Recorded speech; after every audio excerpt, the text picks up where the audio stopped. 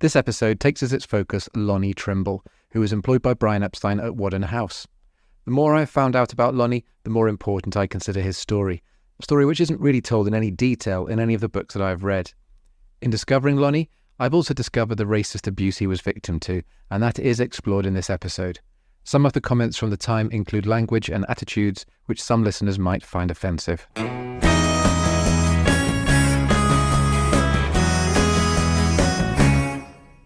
Welcome back to Whaddon House.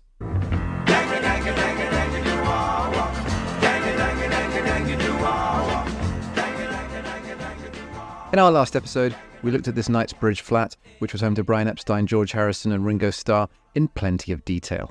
We explored its architecture and its interior design. We considered what it meant to Brian and what it said about his state of mind as the Beatles hit their peak.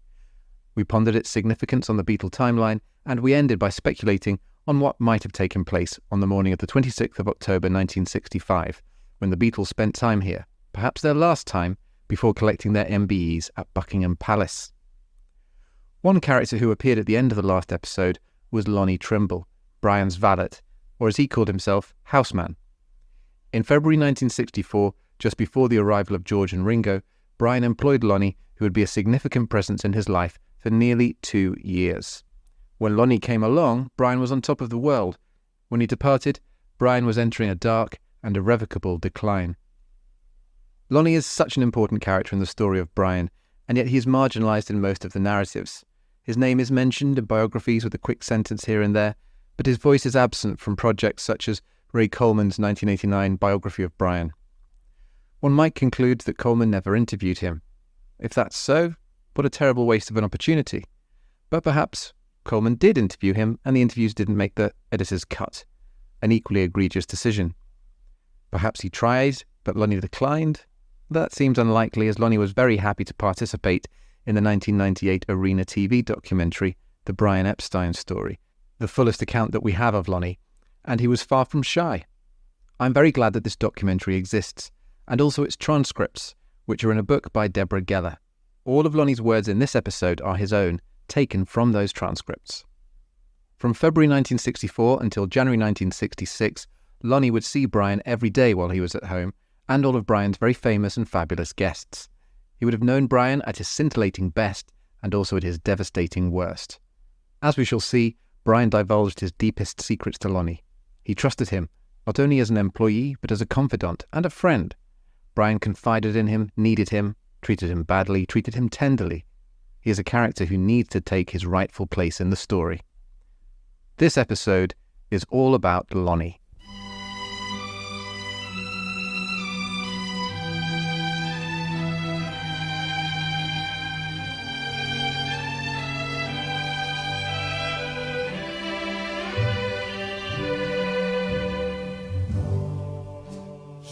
Lonnie was just about the same age as Brian. He was born in Atlanta, Georgia in 1935 and served as a Marine as a young man. In the words of actress Sian Phillips, he was 6'4" and beautiful. Just an old sweet song. I would love to know how he took the leap from army life to becoming valet to the stars. But this leap he did take. He worked for Hollywood actress Ava Gardner shortly after her divorce from Frank Sinatra.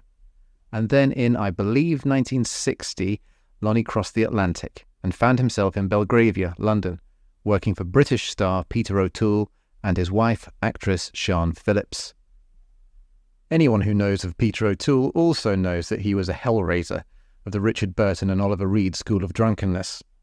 In 1962, he became a global superstar as Lawrence of Arabia, but despite his success, he was jealous of his wife's talent and the adulation that Sian Phillips was given as an actress.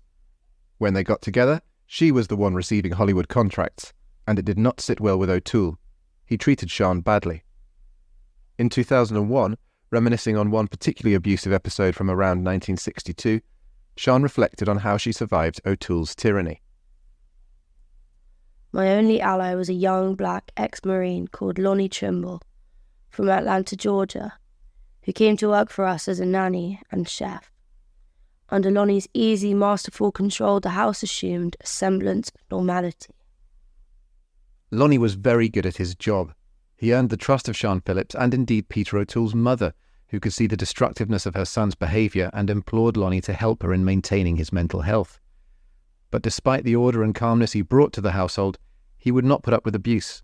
He knew he was talented, he knew his talents were valued and sought after. It seems that Lonnie made the short journey from the O'Tooles of Belgravia to the newly purchased residence of Brian Epstein in Knightsbridge without much of a gap between. Was he headhunted? Or did he just have enough of Peter O'Toole? Certainly, despite the solace he brought to Sian Phillips, her children and her mother-in-law, he had suffered treatment that must have been intolerable. O'Toole extended the abuse endured by Sian to Lonnie. According to Phillips, Lonnie's race was the subject of vile treatment. "What are you doing?" O'Toole yelled when Lonnie was lying in the sun to relax. "Trying to get a tan? Or sometimes, get out the stage makeup, I've got some really racist people coming over to supper." Lonnie would look at him from under his half-closed eyes and shake his head with good-humoured disdain. The move made a lot of sense. Lonnie left a loud, volatile, alcoholic actor who hurled racist abuse to take on an appointment with a quiet, neat and well-mannered Jewish bachelor who was close to his mother and was seemingly something of an ingenue, slightly insecure and craving a calm, well-ordered household. The fact that this man was also the most successful British pop manager of all time must have also been an attractive prospect.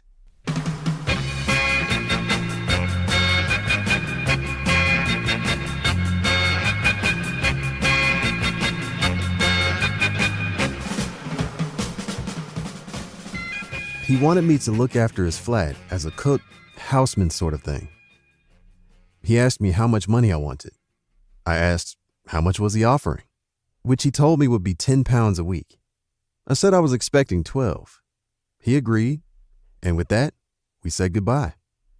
And I started to work in February 1964. The modern equivalent of £1,200 a month seems like a pretty meagre salary, but Mal Evans was on a similar paycheck. The new gig didn't even come with accommodation. But Lonnie was a pro and gave the job his all. Working for Brian, after Ava Gardner and Peter O'Toole, must have seemed like a piece of cake. So, in February 1964, he arrived at Whaddon House and then turned up for work each day at 7:45 a.m. I knocked on his bedroom door at 8:30 to say good morning, and that I was there. He would thank me, and then I would go about getting his breakfast, which would be grapefruit and tea. Every day, come rain or shine, breakfast consisted of the same thing. Grapefruit and tea, until the cows came home. I did the shopping at Harrods if we needed anything.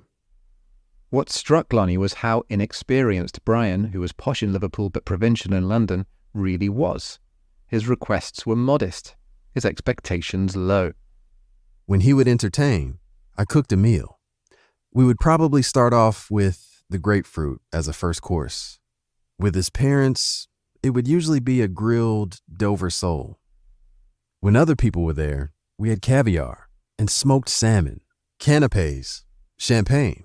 It was never really extravagant because the man wasn't used to entertaining. Despite the low pay, it must have felt like a good gig. But never far below the surface, racist insinuations lingered. Not from Brian, I would hope, but from the perceptions of those who visited and made judgments about Brian's choice of valet. Brian's friends and associates speculated about the reasons why Lonnie was employed. Tony Barrow, the Beatles' press secretary, said, Epstein thought it prestigious to employ a black manservant, and visiting stars, colleagues and relatives alike were suitably impressed by the presence of Lonnie, his statuesque valet. It was a strangely colonial touch. Strangely colonial? Well, yes, it would be very strange if Brian's hiring of Lonnie reflected a desire to imitate a pre-war imperialist. As we have already discussed, in moving to Whaddon House and decorating it as he did, Brian was confirming his commitment to the modern in his private life to match the modernness of his professional projects. It doesn't seem to make sense that he would be trying to imitate some Edwardian toff and reflect attitudes which had no place in the world he inhabited. Both Lonnie and Brian were from minority cultures. Brian felt himself to have a strong moral judgment and an aversion to prejudice. I have always felt deeply for the persecuted, for the Jews, the coloured people, for the old and society's misfits. Despite what feels like very clumsy language from a 2024 perspective, I feel that Brian's sincerity is clear.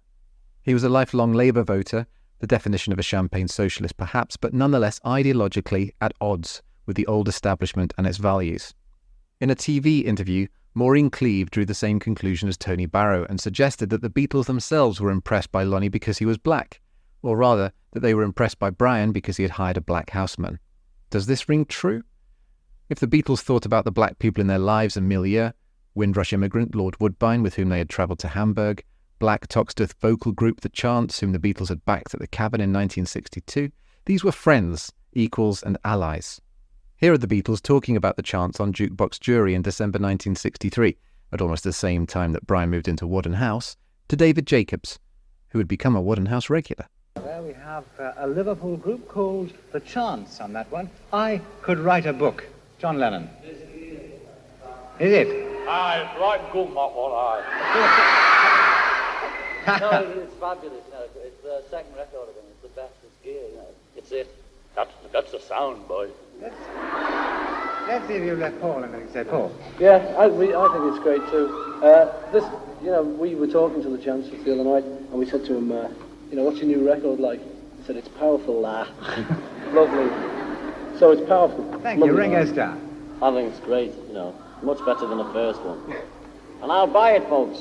You will. Not even. George Harrison's looking rather moody about that, George. Yeah, it's great. Definitely it's a hit, if it gets enough plugs and everything. I'm reluctant to present the Beatles' attitudes as consistently anti-racist. It's difficult to defend some of John's of-its-time satire in his writing, but the day-to-day evidence is clear. They wouldn't have been impressed by a black houseman. If the black people in their orbit weren't mates, like the Chants, then they were stars, such as Little Richard, whom they had adored for years and had fawned over in person at New Brighton, at the same time that they struck up a kinship with Richard's young pianist, Billy Preston. Or they were lovers. In January 1964, the month before Lonnie was employed, George was dating Estelle Bennett of the Ronettes, and John was trying his best with Ronnie Spector. Famously, of course, the Beatles refused to play for segregated audiences and had the stipulation written into their contracts. This at a time when they would do almost anything to toe the line and debase themselves for the media circus in pursuit of success, including letting themselves be humiliated. And yet when it came to being asked to turn a blind eye towards racism, they were very prepared to take a stand. If the suggestion is that by hiring a black houseman, Brian is impressive because he looks like a colonial toff, I can't see the Beatles going for it, although perhaps they did like the idea of having staff. In my opinion, there are many reasons why Brian chose Lonnie, and I don't believe that his race is among them. Lonnie knew how to run a household, yes, but he had other qualities too. Firstly, he had references which came from Hollywood, not from the Drones Club.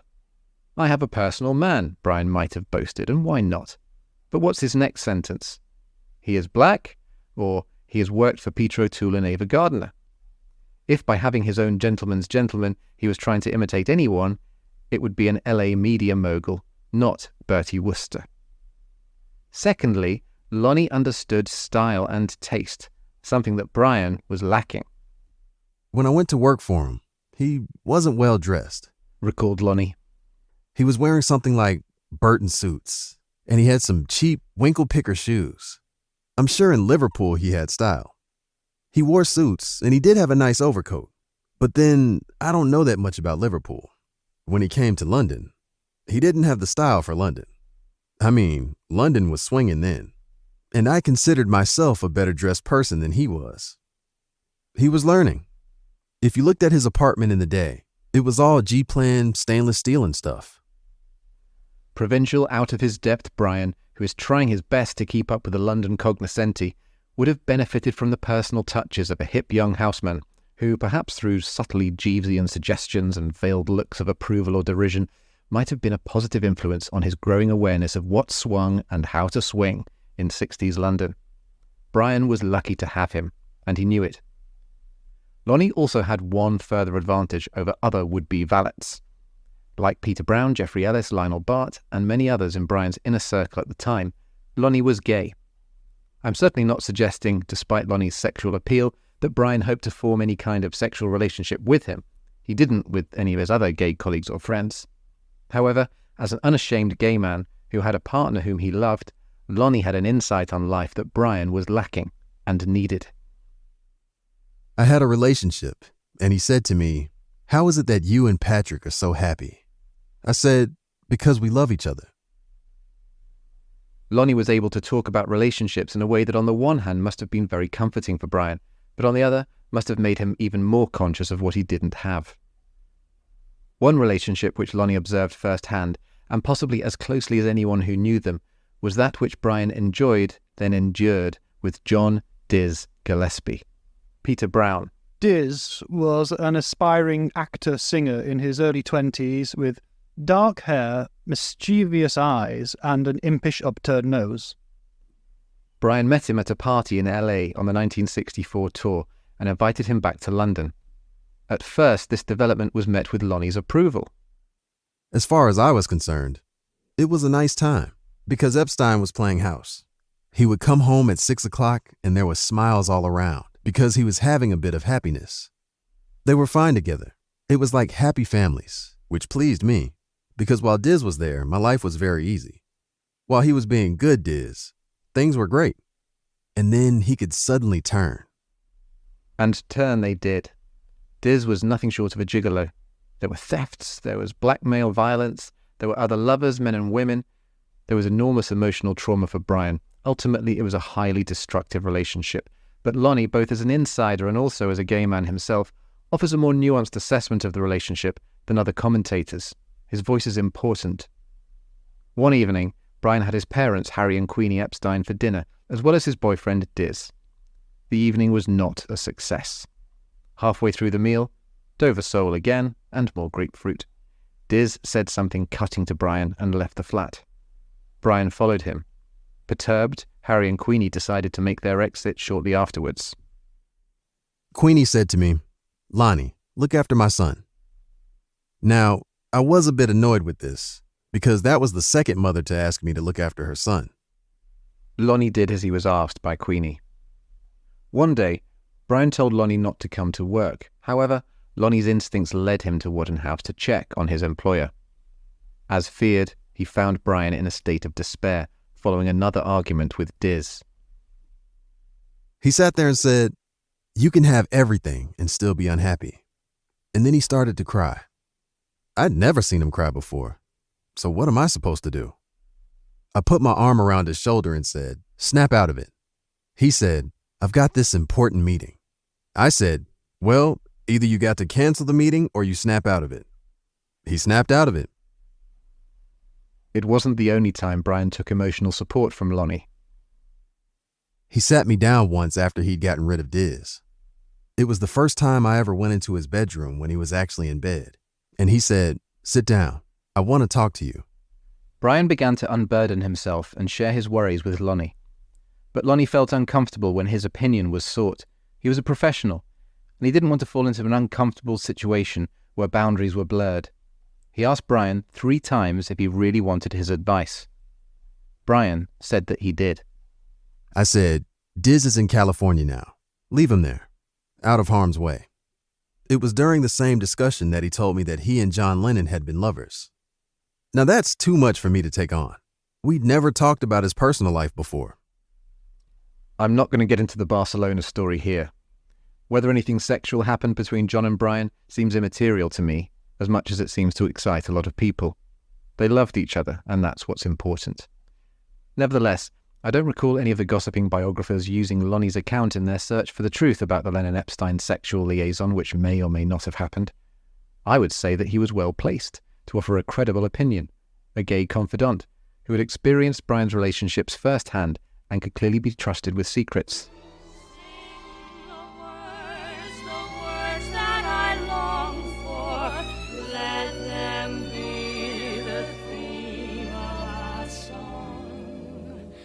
For we could make such beautiful music together. Am I overemphasizing Lonnie's importance, perhaps? Maybe I'm taking it too far to suggest that he was a confidant. He was an employee, after all. Why should Brian have formed a friendship with him? Well, perhaps. But there is evidence that they had more than an employer-employee relationship. Their friendship, and I will call it that, existed beyond the walls of Whaddon House. Geoffrey Ellis, Brian's personal assistant at NEMS and close friend, recalled a night out with Eppie in November 1964. He took me as his guest to a midnight matinee in aid of charity at the London Palladium. We sat in a box, the third occupant being Lonnie Trimble. The star was Judy Garland. An expensive night out on the tiles and a private box to watch Judy Garland singing with her daughter Liza Minnelli. Surely one of the hottest tickets in town. It's true that Brian socialised with many of his staff, Wendy Hanson, Alistair Taylor, Peter Brown and others, but these individuals were part of public sphere Brian. Lonnie was very much within his private sphere, which makes the friendship striking and particularly interesting in my view. Speaking of big celebrities, there would be showbiz guests for Lonnie to take care of at Whaddon House, but not loads, and Lonnie was used to stars. If anything, he was a bit underwhelmed by those who came to visit: Al McCogan, David Jacobs, Lionel Bart, Cilla Black. Moreover, Lonnie's interactions with the Beatles themselves were minimal. People think that the Beatles spent a lot of time at his apartment at Whaddon House, but I only saw them there on a couple of occasions. Once was for their MBE morning, where they sort of preened themselves in the mirror and had a look at breakfast, but I didn't see the Beatles around hardly ever. The best is yet to come, come the day you're mine. Diz Gillespie wasn't the only boyfriend of Brian who was a regular at Whaddon House. In January 1964, a new play, The Reluctant Peer, opened at the Duchess Theatre in Covent Garden. It ran for over a year. Brian decided to go, probably towards the end of its run. The cast included a young, talented actor, aged 23, Peter Bourne, whose performance impressed Brian.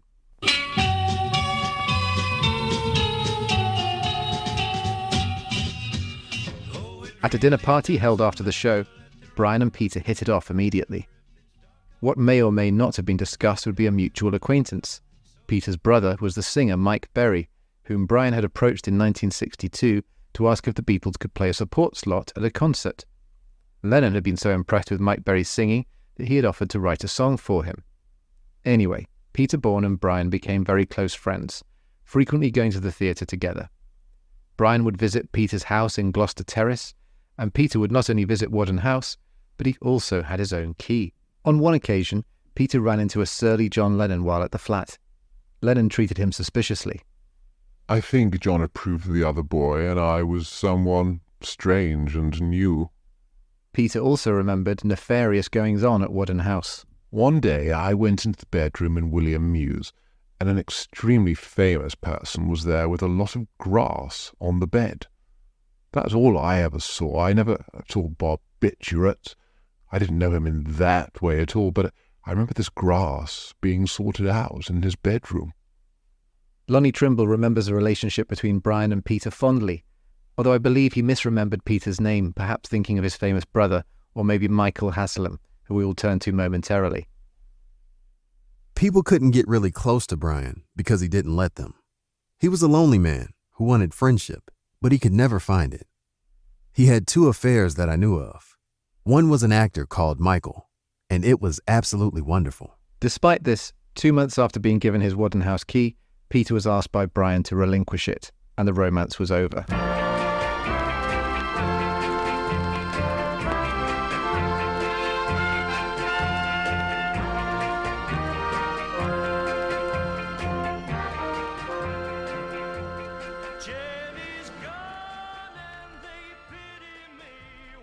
There were other key holders at Whaddon House too.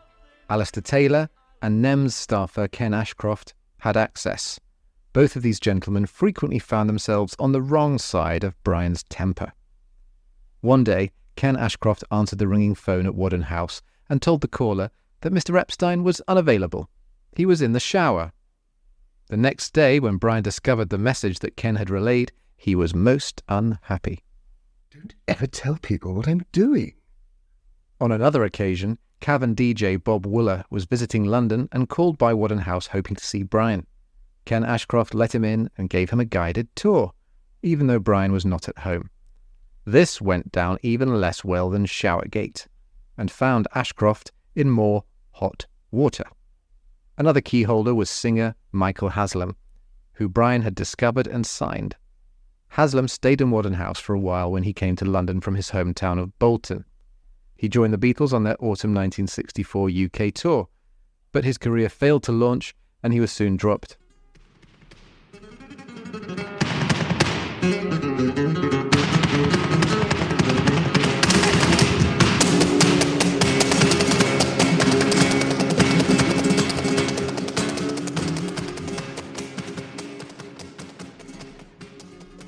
In December 1965, Lonnie left Whaddon House to begin work in Brian's new home in Chapel Street, along with a married couple who were a housekeeper and cook, the Grassinis, a chauffeur, Brian Barrett, and a secretary, Joanne Newfield. However, he was less happy in the new setting. He did not get on well with the Grassinis, and Brian Epstein began to treat him poorly, demonstrating the kind of erratic behaviour which would be on display for the rest of his life. I find it hard to account for Brian's poor treatment of those who loved him and whom he loved, and yet, when you consider the pressures he faced as Beatles manager, the likes of which were unprecedented in 1965, to say nothing of his personal pressures, it isn't shocking that he lost control. And if you understand Brian, you'll know how losing control would impact upon his rational judgment and ability to make consistently good decisions. He started to disrespect me, and I felt it was time to go. We'd been in Chapel Street 2 weeks before Christmas, and he hadn't mentioned a rise. As with Peter O'Toole, Lonnie knew that his employer needed him, not the other way round, and he did not need to endure poor treatment. As fond as he was of Brian, he was worth more than this, and he knew it. He summoned me up to the study and said, "As far as your rise is concerned, it will be in your pay packet next week." With that, I was dismissed from the room. A week or two after that, we got to the stage where he would leave a note for me rather than speak to me. We'd pass each other on the stairs, and he would just walk past me, and I'd find a note telling me what to do. And I thought, right, it's time for me to go. So I worked and knew I was leaving. His new chauffeur, Brian Barrett, told me not to quit. I said, "Look, I have a life of my own, not Brian Epstein and the Beatles'." He said, "But you're making good money." I said, "So?" I believe that New Year's Day 1966 was Lonnie's last day of work at Chapel Street. When I got home, the telephone rang 3 times. I refused to answer because I knew it was Brian Epstein upset. If I had answered the phone, he would have offered me more money to come back. And me being human, I might have accepted it. So I refused to speak to him.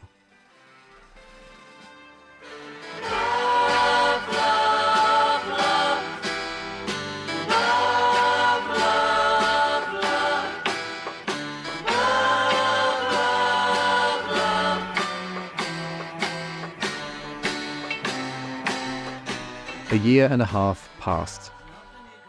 It was Sunday, 27th August, 1967. I had some theater acquaintances to lunch, and we were sitting drinking after lunch. A lodger was downstairs watching the news. Suddenly, he rushes upstairs and says, "Lonnie, switch on the television." And of course, my eyes popped out because I couldn't believe it. He was dead. And I cried, like other people that I knew had cried. And it was awful, because I loved him.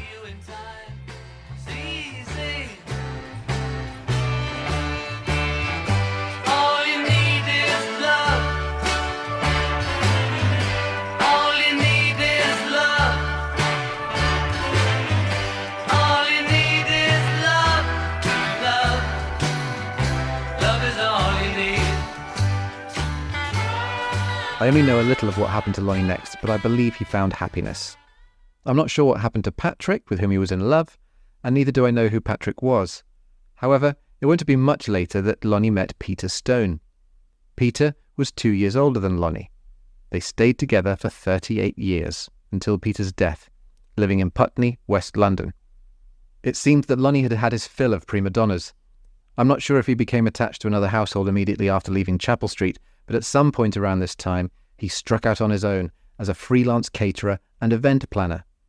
An advert in the Sunday Times on the 22nd of October 1967 ran like this. "Be the perfect host. Fix the date. Invite the guests. Ring Lonnie Trimble and relax. Superb cuisine will be matched with excellent service." It seems that he remained a private caterer for many years. I wonder who his clients were. I also wonder whether he missed the showbiz lifestyle. He must have had fabulous tales to regale his new clients with. Lonnie and Peter lived on Deodar Road in Putney. They had a lovely house with a garden which backed onto the River Thames, with a view of Putney Bridge on the left and Fulham Railway Bridge on the right. People would walk past the end of the garden along Putney Embankment. Take me out tonight. One evening, on the 5th of May 1986, Lonnie encountered something unusual while he was in his garden. A man appeared to be lying on his side in the slipway on the embankment. As Lonnie moved towards him, the man got to his feet. He tottered around for a moment and then fell into the river. The man was 36-year-old John McGee, a schoolteacher from Clapham, originally Gloucestershire, the son of a vicar.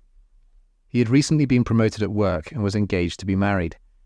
John McGee had been out drinking with friends and was walking home when his drunken state overcame him. I guess his age and situation and his untimely, unpredictable death evokes memories of Leslie Marler, the property developer who conceived and posthumously named Whaddon House, and who died newly married and expecting a future in 1962.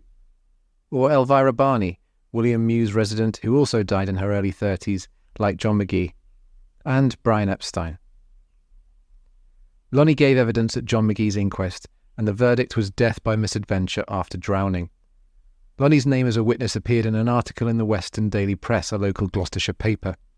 His job, the article noted, was catering manager. However, a year later, it seems that a new venture was open to him. In 1987, Lonnie and Peter set up their own software publishing business, Britcon Computers Limited. Perhaps this was Peter's project and Lonnie was simply named as a director, or perhaps he wanted to try something new. In 1998, Lonnie was approached by the BBC and was asked to take part in a documentary about his former employer, Brian Epstein. He happily agreed. The film crew visited his house in Putney, and he gave his interviews from the garden. In the film, he is wearing a bright red turtleneck jumper. He's turning 63, but looks barely 50. He's still very handsome, very much a presence. He speaks slowly, but animatedly, the hint of a southern drawl giving a lovely musicality to his voice, although he has been a Londoner for nearly 40 years. He enjoys being interviewed. He has plenty to say. Might Lonnie have written his memoirs? It was rumoured that he was planning to. I would love to know.